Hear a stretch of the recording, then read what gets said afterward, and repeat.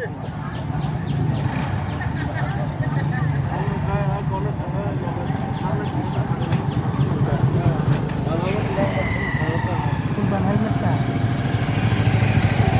হয়েছে দাদা এখানে?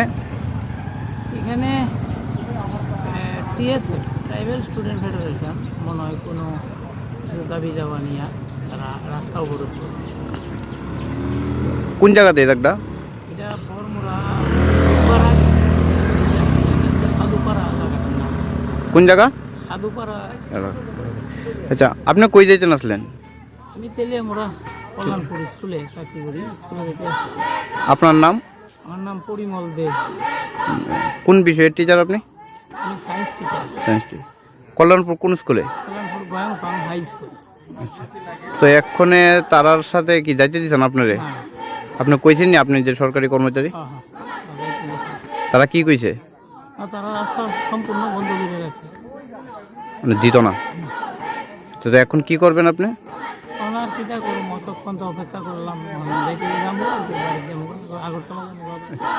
আচ্ছা, আরেকটা বিষয়, সরকারের যদি আমরা একটা দেখি, সরকারি চাকুরির ক্ষেত্রে একটা রুলস যে চাকুরি করতে গেলে ওই জায়গার 8 কিলোমিটার মধ্যে সবাইকে থেকে চাকুরি করতে হয়। সেই জায়গায় আপনি আজকে বন্ধে আটকা পড়ে রইলেন, ডিউটি করতে পারবেন না। এই বিষয়টা নিয়ে কি বলবেন? যে আইনটা তো মান্যতা দেওয়া হয়নি। আইনটা তো এমন আছে, জানি হয়তো বা এমন সবাই এরকম ডেলি জার্নি করে চাকরি করে। তা আমি অবশ্য আমরা বাড়িতেই থাকি, স্কুলের কাছেই থাকি, আমি ছুটিতে ছিলাম, চেন্নাই গেছিলাম চিকিৎসা পারপাসে। 5 দিনের রিয়েল কাটাইয়া আজকে স্কুলে জয়েন করার কথা।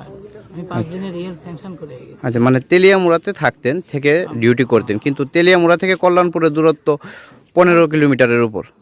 তা 8 কিলোমিটারের মধ্যে তো থেকে চাকরি করতে হয়, যে যাতে ডিউটি সবাই সব ঠিক মতো করতে পারে, কোনো অসুবিধা কোনো দিন না হয়। তো অসুবিধা তো তেমন হয়েছে না, মানে আজকে কি প্রথম দিন হয়েছে? মন্ত্র রাস্তাতে তো এমন। ঠিক আছে, ধন্যবাদ।